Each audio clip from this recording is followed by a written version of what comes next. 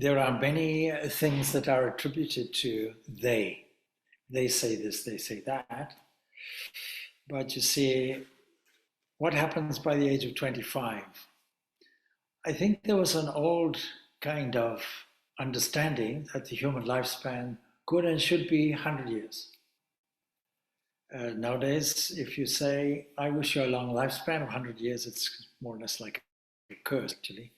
Anyway, we hope that we are all healthy enough to live that long lifespan. And the ancient people divided, therefore, that 100 years into four compartments, if you will, of 25 years each.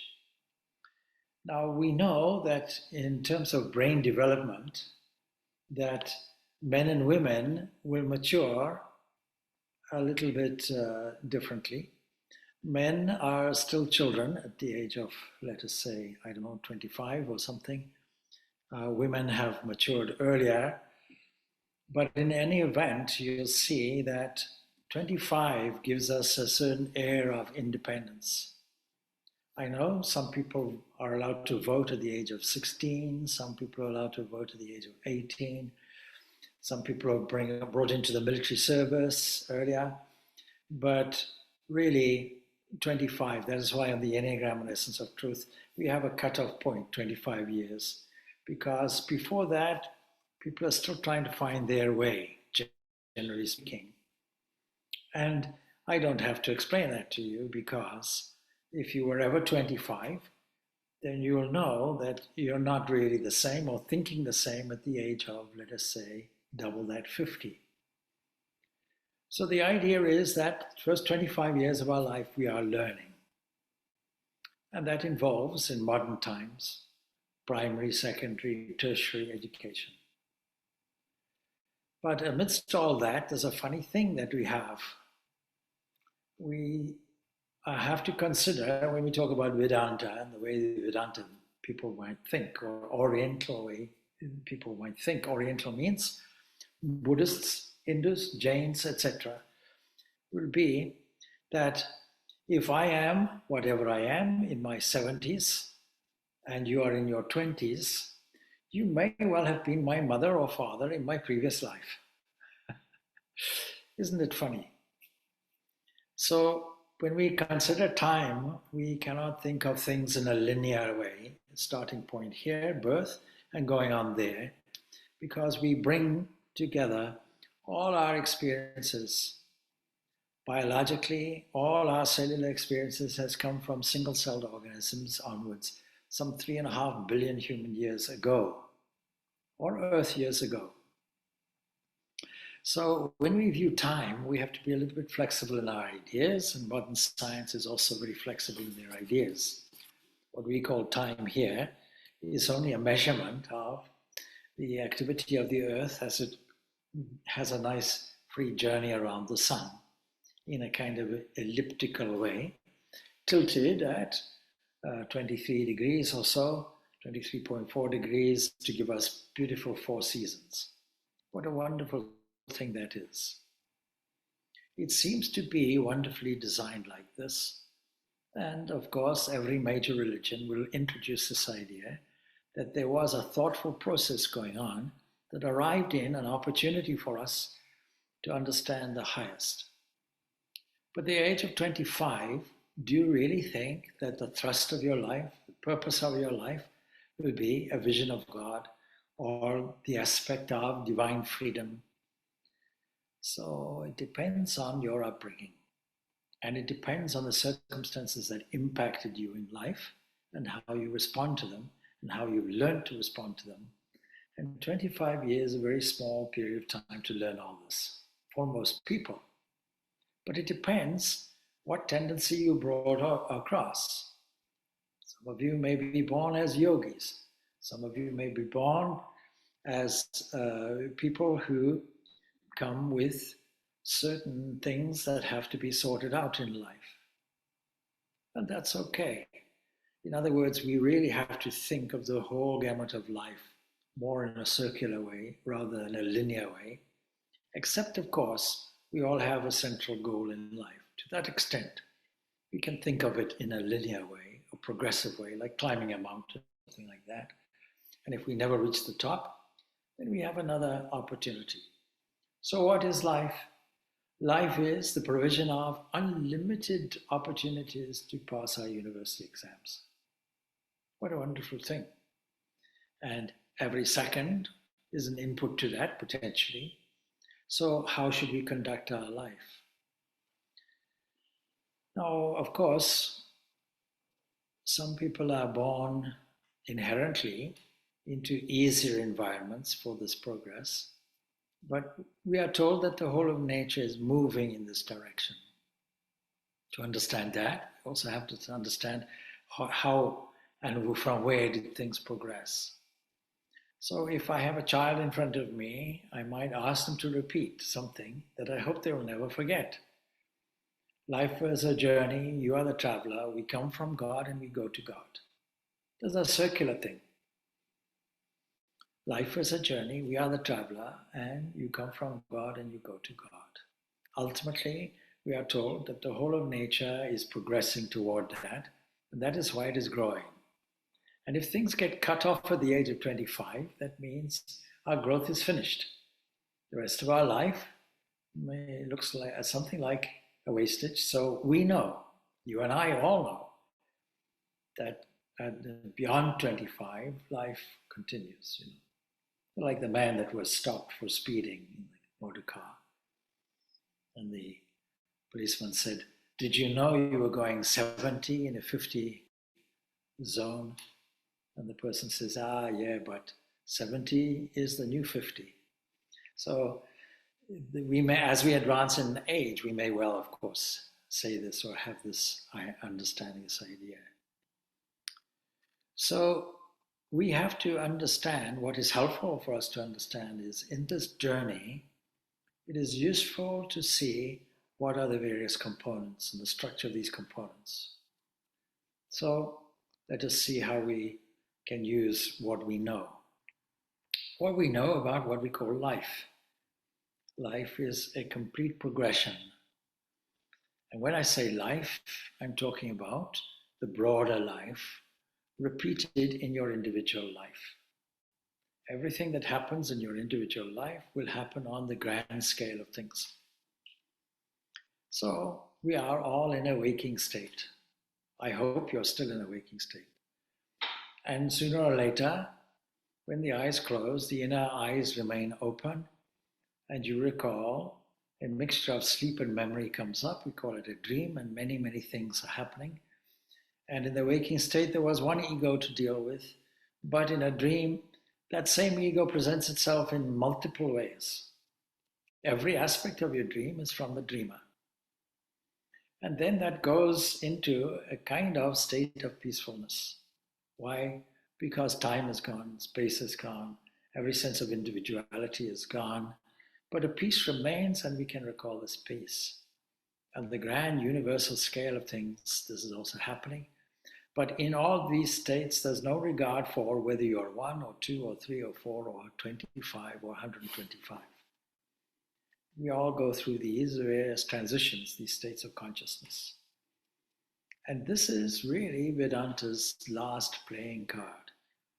Their final conclusion is coming out in this beautiful understanding, psychological understanding of not just one state of consciousness, but 3 states of consciousness are there, with a witness nor thinker behind it all, beaming, and not only beaming and observing it, but also creating it, manifesting it. And this manifestation, from the cosmological point of view, comes about by a ruffling. 3 potential areas being there, that gets ruffled, and the result of that is one of these potentialities dominates, and that then moves, as it were. And when it moves, as it were, all these various combinations that we call life occurs, and culminating ultimately in the concrete experience of our waking life. And our waking life has some very simple components, yet interpreted in a very complex way. So we have to acknowledge that we are limited in our experience to 10 sense organs, 5 organs of information where things flow in, and then a reaction and a mind involved in that, and 5 organs going delivering a reaction. Now, of course, in other creatures, it may well be more or less of these sense organs. So our interpretation of what's in front is purely limited to this. And so, with 5 sense organs of information responding, there have to be 5 objects that we respond to. Now, if you do a counting exercise, as the Sankhya's do, you see there are various categories already mentioned. That is, 10 sense organs, 5 objects, plus mind, 16 categories. 16 categories, all our waking experience. Now, what happens in the cosmological area, in the grand universal scheme of things? Yes, that also comes out as objects, stars and galaxies, and things that we can only detect in the infrared, because we have to add an additional sense organ. We don't have the capacity to see the infrared. All the beautiful astronomical things that we see through the most sophisticated telescopes, like the James Webb telescope of late, will all bring us beautifully colored pictures, only because it's all in the X-ray or the infrared. We can't see it through the naked eye.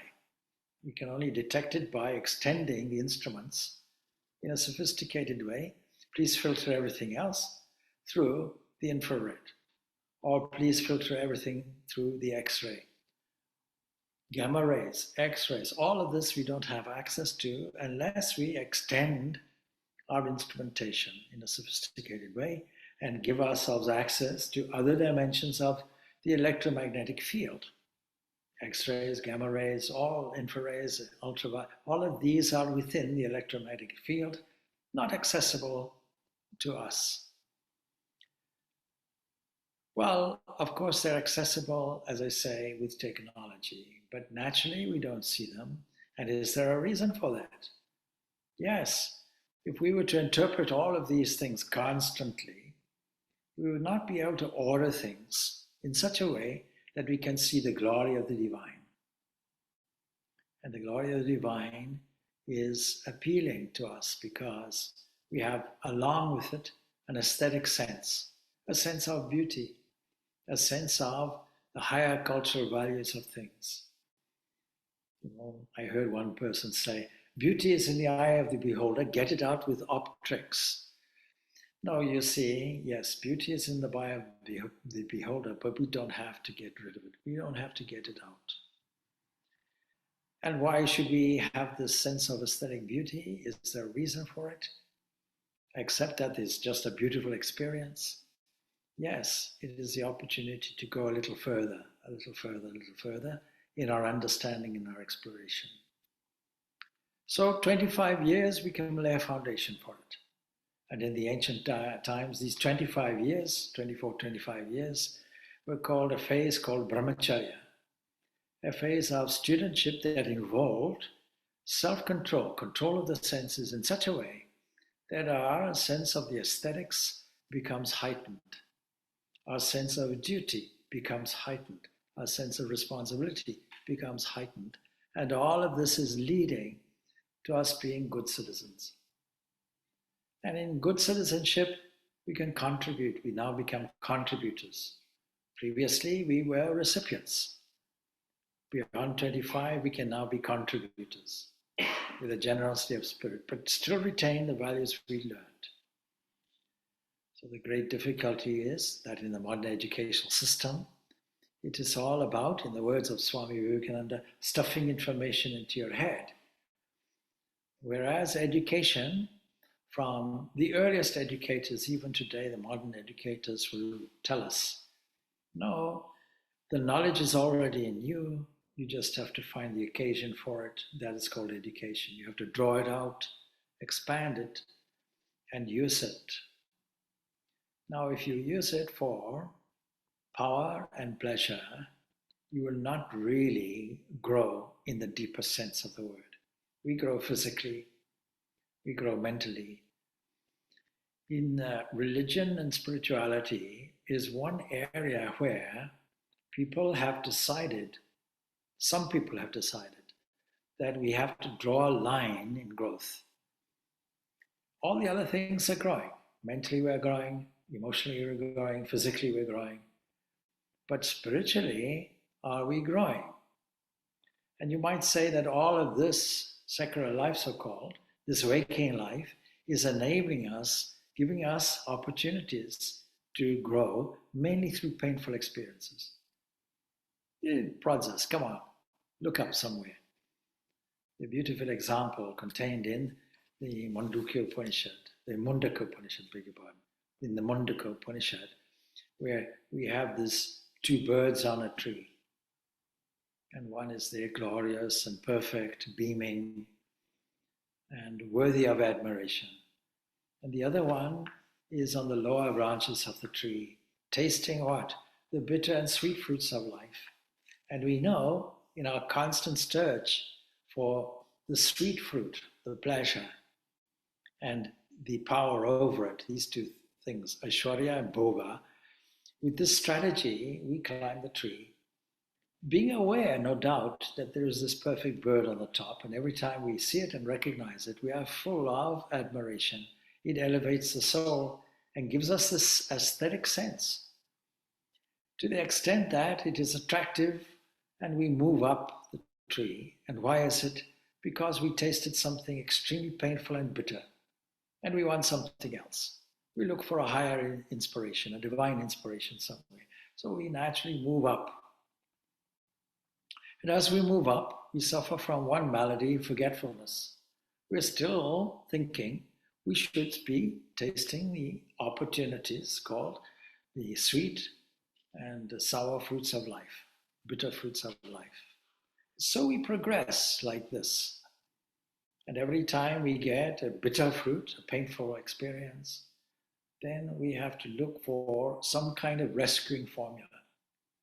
Look for a higher dimension of things. We find some teacher said this or that or the other. We find some answer in scripture. We find that there is a desire within us for something more than this. And that propels us upwards and onwards. But the ideal of perfection is there. This is really the ideal of and the foundation of religious origins and growth. That we have to find something that seems to be outside of ourselves. When we see something outside of ourselves, then we aspire to understand what is it. And even if we don't understand it, we hold it as an ideal of perfection that we don't have, that is beyond our scope.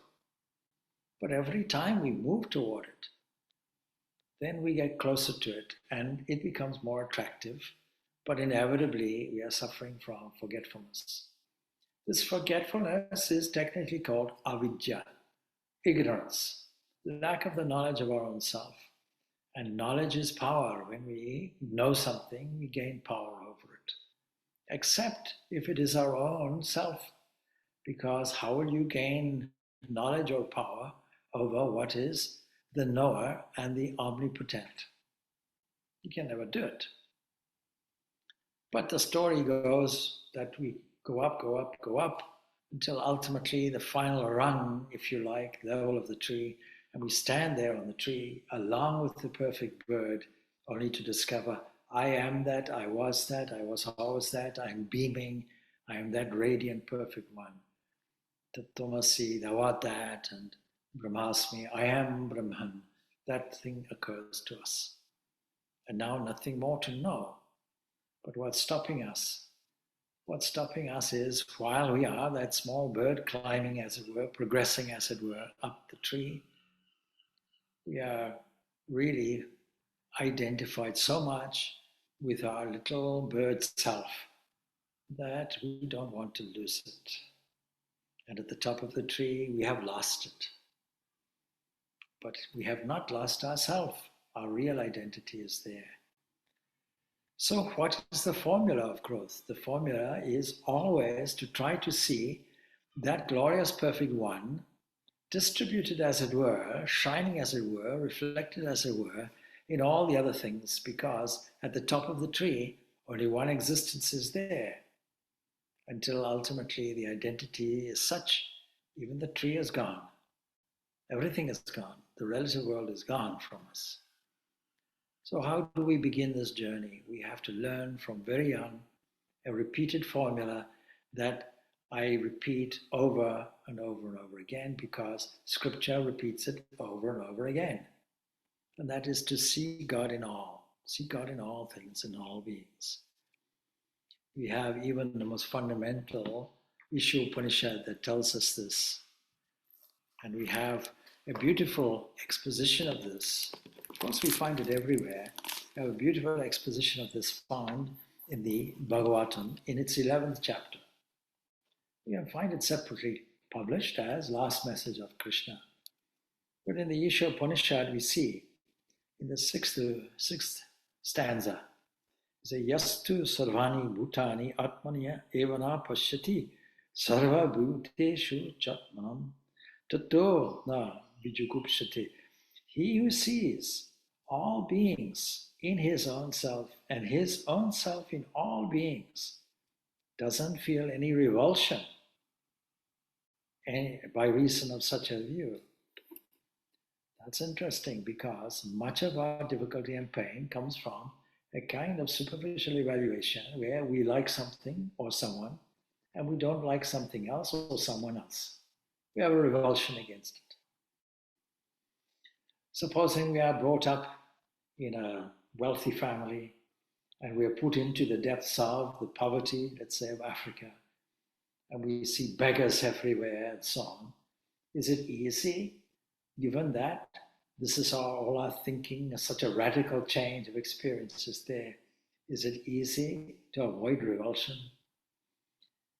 You know, in Jesus' day, the most reviled people were all the people that Jesus associated with. Lepers, even today people avoid them because it could be a contagious disease. There was one person in Zimbabwe called John Bradburn, a great saintly person. He was a member of the tertiary Franciscan movement. What does that mean? What's often called the Third Order is not a monk or anything, just a lay person that decided to live the way of St. Francis of Assisi. And he spent all his mature adult life beyond the scope of 25 years in a leper colony in Zimbabwe. And he himself contracted leprosy. Now today, of course, there are medications that can be taken to clear up leprosy. But not only is a disease, but the association with it, people have this reviling aspect, so that in Jesus' day, the Jewish tradition of the time was lepers remain in a colony, isolated from everybody, and they are deemed to be unclean. Some other classes of being unclean. Women that are having a hemorrhaging period, monthly period, they are deemed unclean. There is a woman that touched the cloak of Jesus, just the tassel, who'd been suffering from a hemorrhage. In other words, the menstrual mechanism in her was going on for a long period of time, and society would deem such a person unclean. We don't associate with that person. Cannot enter into the temple. And Jesus associates there and says, and the woman's hemorrhage was cured completely. And he felt some kind of energy has left me, something happened. Who touched the tassel of my cloak? And they're trying to get into Peter's mother-in-law's house, and the crowd are there. And why do you ask who's touching your cloak? We have to get in. And he says, no. And he deliberately talks and associates with that woman. People who are deformed, who are lame, who are blind, in those days, it was thought they were unclean because either their condition was caused by their sin or possibly the sin of their family. Or there's another option. if you hold the idea of reincarnation, from a previous life. In any event, it's all unclean. You led a doubtful life full of sin, and now this is the result.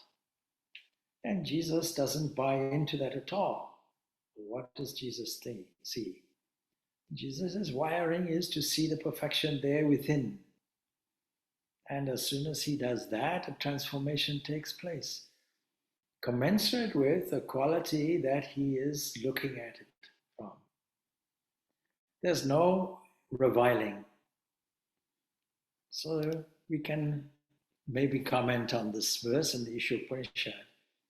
The person like that will shrink from nothing because he knows that the one self or God manifested in the multiple forms are there. Atma vyatritani napashyati, says Shankaracharya. That this one thing, this Atman, this divine self is present in all these things.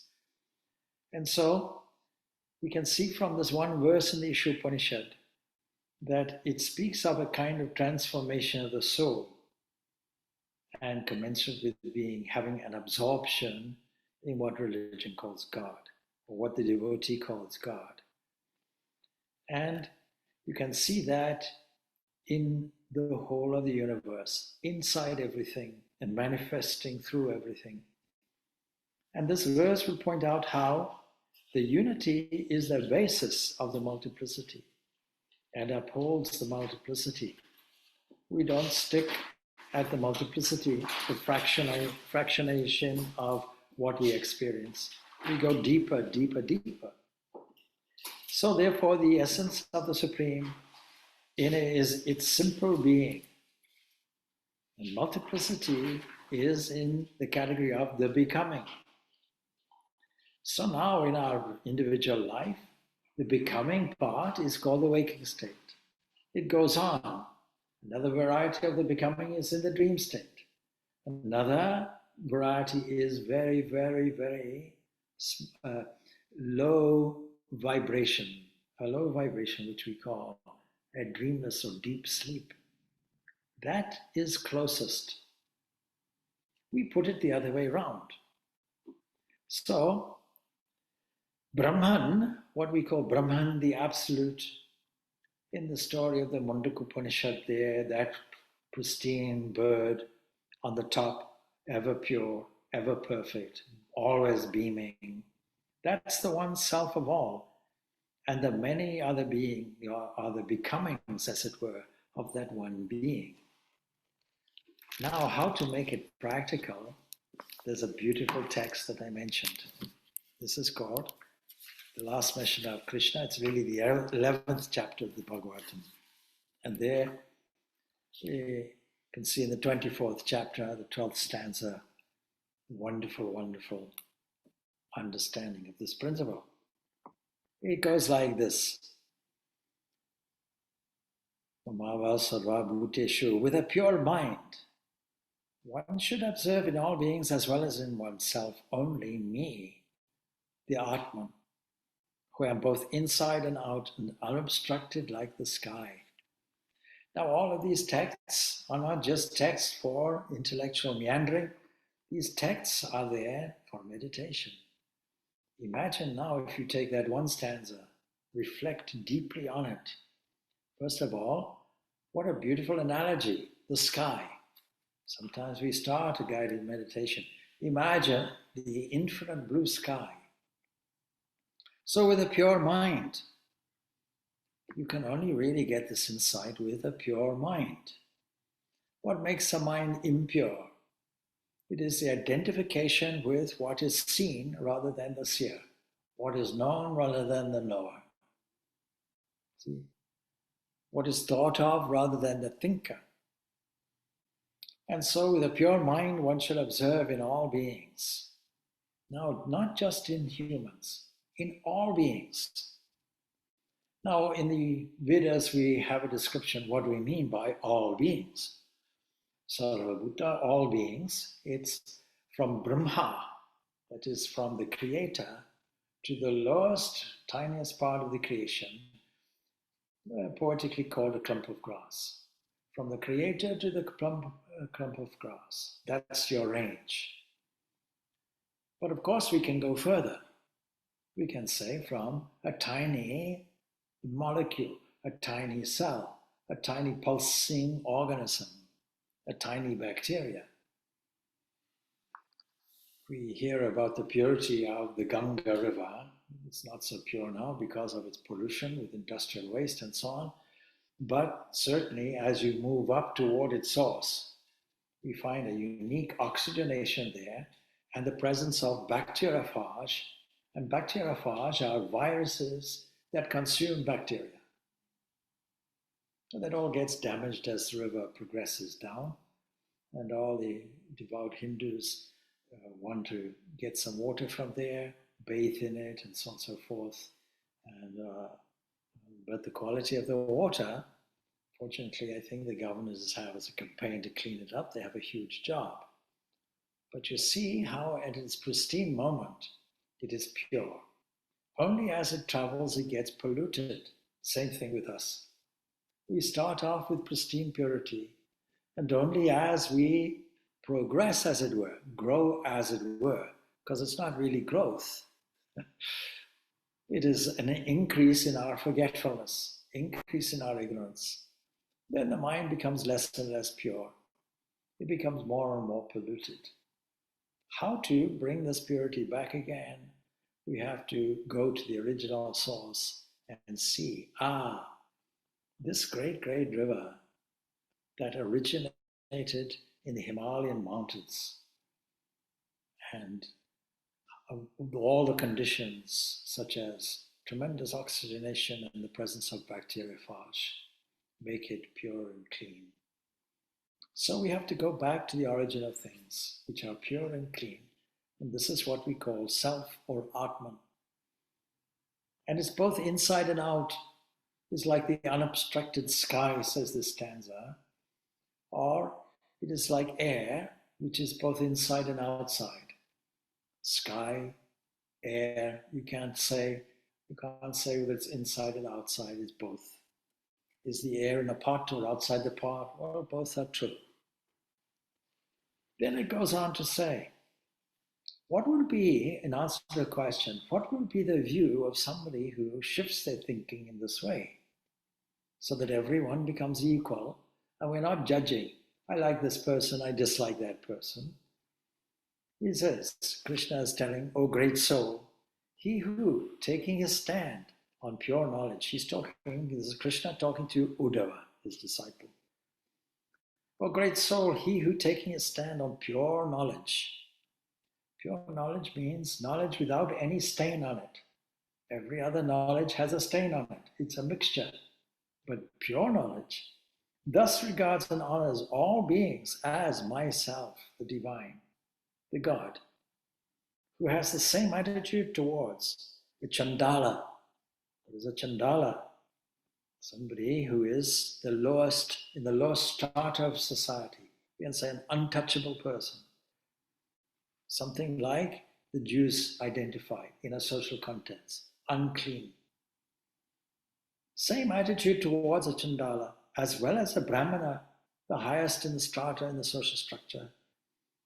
A thief, as well as a patron of the Brahmanas. A spark of fire, as well as the sun. A ruffian, as well as a kind man, is considered a wise person, a sage. Ideas of rivalry, says the next stanza. Rivalry concerning a person's equal or superiors and inferiors, or competition for success. Even in spiritual life, you will find people who want to be highly competitive and get success. What is success from our point of view here at the Vedanta Society? How many lives did you transform? It's not that we're counting it. How many members do we have? It shouldn't be that we are counting it. What is the criteria for success? The criteria for success is those people who are teaching, those people who are listening, are their minds elevated? Have they become purer? Are they going beyond this biological 25 years of age? So let us see. Beyond rivalry, beyond jealousy, pity, and egoism. The problem is not the ego, the problem is egoism. That is, attaching to an actor-prophet complex as a psychophysical being, primarily a body, that walks about and talks and stands with a puffed chest. How knowledgeable I am. These quickly depart from a man who always thinks of me in all men. Don't forget, when we say man, men, we're not talking of gender, male, female, anything like that. We're talking of mankind. So, ignoring, says 16, the derived smiles of one's friends. People will make fun of you when you think of this in this way. See how radical Jesus was by associating with the unclean, from society's point of view, unclean. He never saw it. And other people saw it, and therefore, not understanding him, they made fun of him, probably poked fun of him, made him himself a social outcast, if you like. So, ignoring the derisive smiles of one's friends and leaving aside a merely physical view based on considerations of birth or position or social status or wealth, or even what will people think of me, those kinds of things, of things as well as shame. One should prostrate oneself on the ground. This is a formula. We should all do it. Prostrate oneself on the ground. This is why he's saying avoiding the derisive smiles and attitudes of your friends. What will your friends think if you're bowing down toward what? Before every creature. Down to a chandala, a cow. A cow is sacred.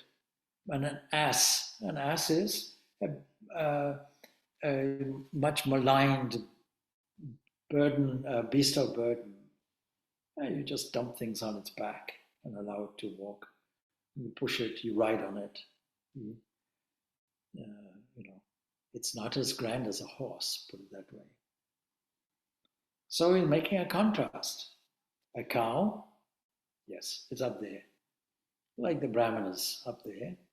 An ass, a donkey, that's kind of okay, in between. A dog.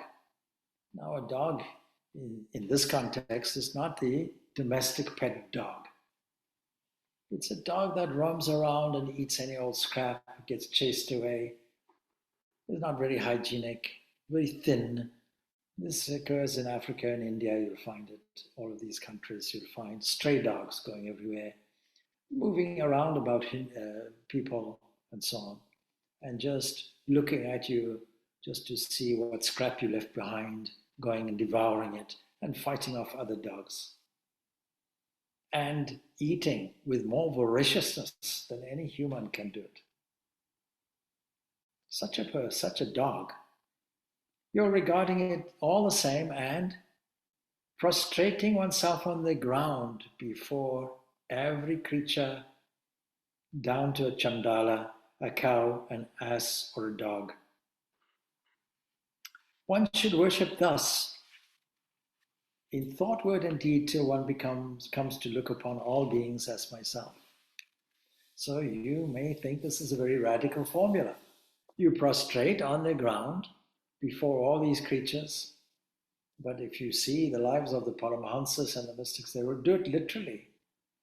Now, we may not necessarily do it literally. We can do it in thought, word, and deed. We can make a mental prostration. When we do namaste to a human, we should do that same namaste to every creature, even if we're doing it internally.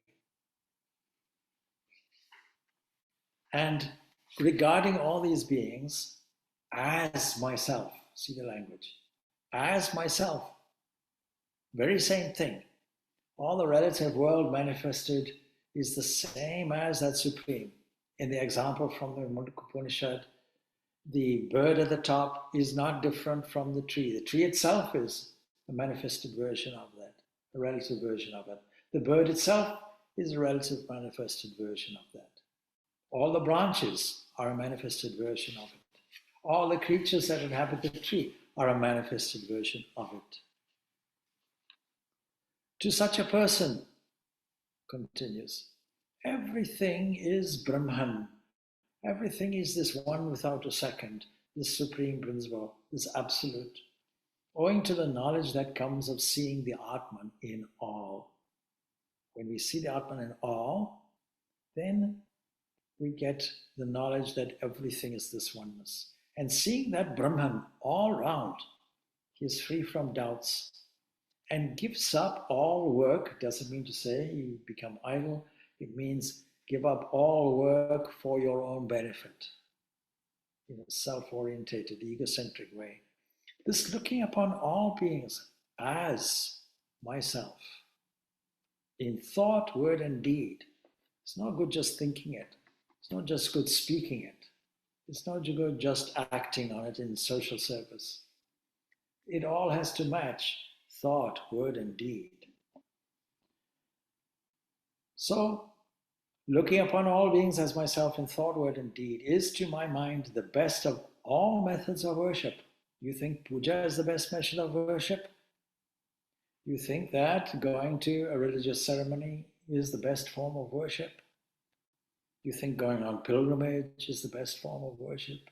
You think offering the precise, detailed requirements for a religious ceremony, or a havan or a yajna is the best? No, the best of all methods of worship, according to Krishna, is that you look on all beings as myself, in thought, in word, in deed. This is the best of all the methods of worship. Then he's saying, my dear Uddhava, once begun, there's not the least destruction for the religion concerning me, for it is free from desire, and I have myself adjudged this religion or this discipline as perfect on account of its being transcendent. We think of religion as a kind of institution, organization, going to church or temple or something like that. No, what is this religion? This religion is seeing the divine not only in but as myself, cultivating that attitude, worshipping in such a way, in thought, word, and deed, that it becomes a real rehearsed reality to us. The more we rehearse, called practice, the more it becomes entrenched in us. That's a perfect thing on account of its being transcendent.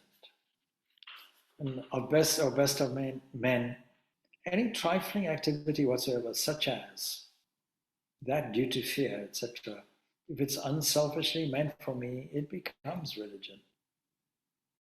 When we have fear, we can flee from it, or we can weep in grief. We can have many different reactions.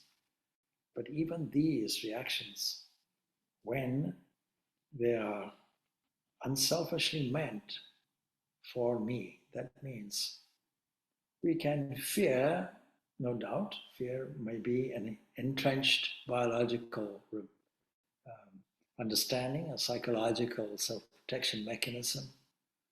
But when we fear for the safety of another, for example, or when we weep because we can't necessarily see that divine always, that kind of what is called, the dark night of the soul, where we catch it and then we lose it and then we crave for it.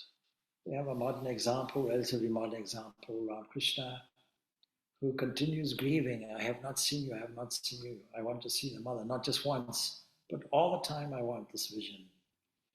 Herein, says Krishna, lies the wisdom of the wise and the cleverness of the intelligent, that in this very birth they attain me, the real and immortal, by means of something that is unreal and something that is mortal. This is your mechanism. You don't just say, I leave this world because it doesn't seem to be this perfection. No, it is a reflection of that perfection, and we are using it as our tool, as our means. This earth is our tool, this waking state is our tool, this body is our tool, this mind is our tool. This is earthbound, and we take this world as relative reality. We don't dismiss it. We don't say it's just an illusion. We say this is our means. So we use these seemingly means that we have learned to discern, what is real, what is unreal, what is dark, what is light, what is death, what is immortality. That is all good. But then we also have the pragmatism to use this relative existence. And here I have given you, says Krishna, in a synthetic as well as an analytical way, a complete epitome of the whole philosophy that is concerned with Brahman. What is Vedanta? What is the source of every expression called religion? It is this philosophy of this oneness, this absolute called Brahman. And Brahman is unintelligible even to the deities. And so I have repeatedly told you, he continues, about knowledge with clear reasonings. Knowing this, a man has his doubts dispelled and attains liberation. Why? Because this is the last chapter of this section. And he who understands your questions, which I have adequately answered, as well as this discourse that he's giving, attains the eternal supreme Brahman, which is a secret even in the Vedas, because it is not obviously seen or understood. We only see the crust, the outer covering. Now, I relocated here in order to make some diagrams. So I suppose I'd better do some diagrams of some kind. So previously we had mentioned, and just to refresh your memories of how I normally draw these things, this is our normal view of the world. We'll call it a waking world. That's a person with a bee body. All right, it's somebody who's lost a lot of weight. And then here, let's say C, consciousness. Let's say, we call this my mind. Now, what makes this continue going? Body and other things, other people, places, events, is the fact that we have space to see objects and time to register events. So time and space is here, and causation is also here.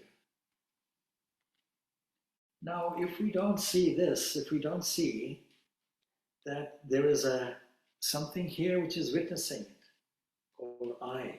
Previously we had said, this is I, this is mine, but this is just ego.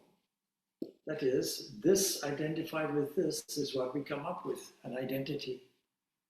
And we think that our best strategy is to do like the bird on the lower branch of the tree, namely set up a kind of interface or set up a relationship with these objects here.